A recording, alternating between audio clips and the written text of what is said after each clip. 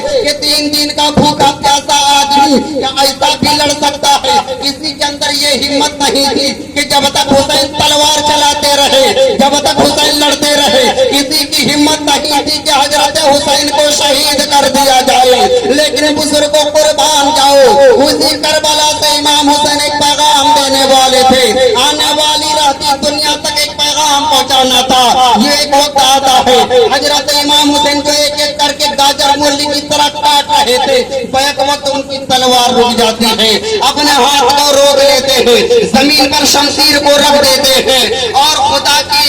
کے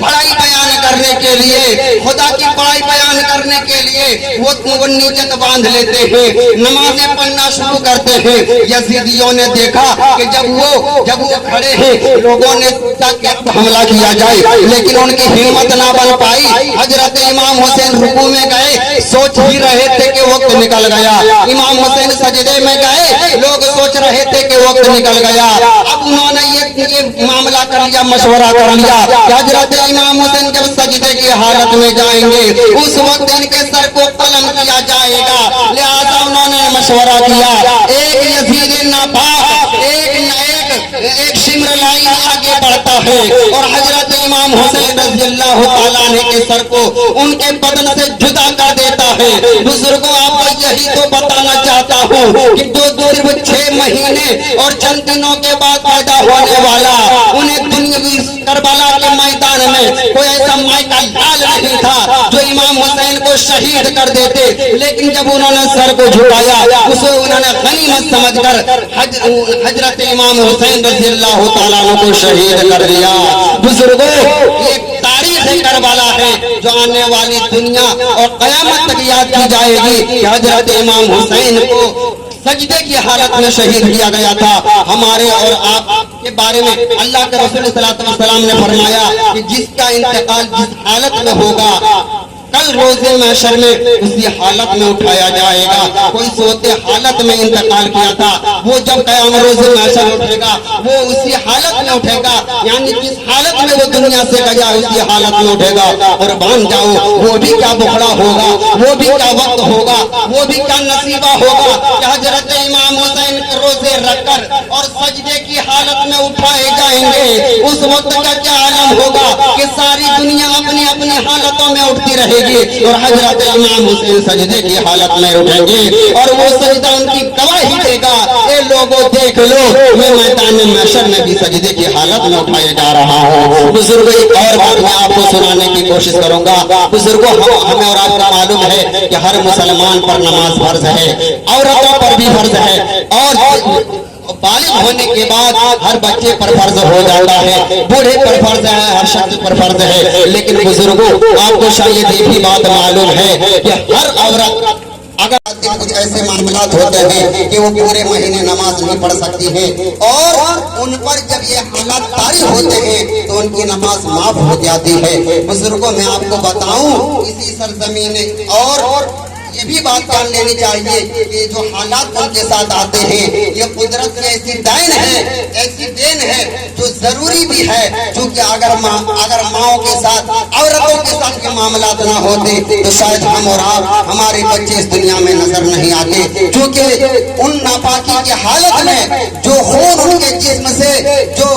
باہر ان کے خون جسم سے جو نکلتے ہیں، یقیناً ان کے لیے ضروری بھی ہوتا ہے، اور مہینے گزرنے کے بعد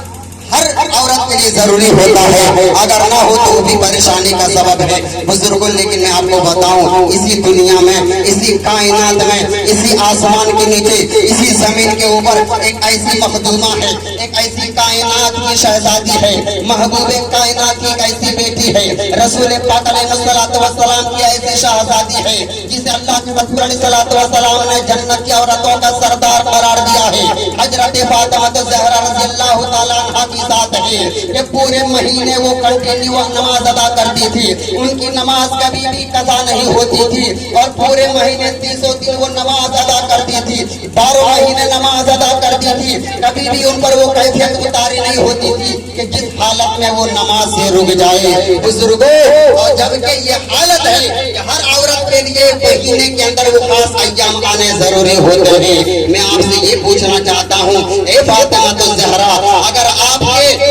آپ سے وہ خون اگر نہیں جاری ہوتا تو آخر یہ بتا وہ تو ضروری بھی تھا. باوجود اس کے اگر آپ کے جسم میں اثر سے اگر وہ خون خارج نہیں ہوتا تو یقیناً معاملہ کیا ہے. میں آپ کو بتاؤں اگر وہ خون نہ ہو تو بچے کی نشو نما نہیں ہوتی ہے، ان کے رزق نہیں ملتی ہے. بزرگوں میں آپ کو بتاؤں حضرت فاطمہ الزہرا رضی اللہ تعالیٰ عنہ جب کنٹینیو نماز پڑھتی ہے، مہینے کے اندر ان کی نماز قضا نہیں ہوتی ہے. جب قضا نہیں ہوتی اس کا مطلب یہ ہے کہ وہ ناپاک جو ہر عورت کے ساتھ پیش آتا ہے وہ معاملات حضرت فاطمہ الزہرا رضی اللہ تعالیٰ عنہ کے ساتھ پیش نہیں آتا ہے. اور جب یہ معاملات ہے تو اگر کسی غیر سے پوچھو گے، اگر ان سے پوچھو گے جن کا عقیدہ کہیں گلی کے کہیں کیچڑ کے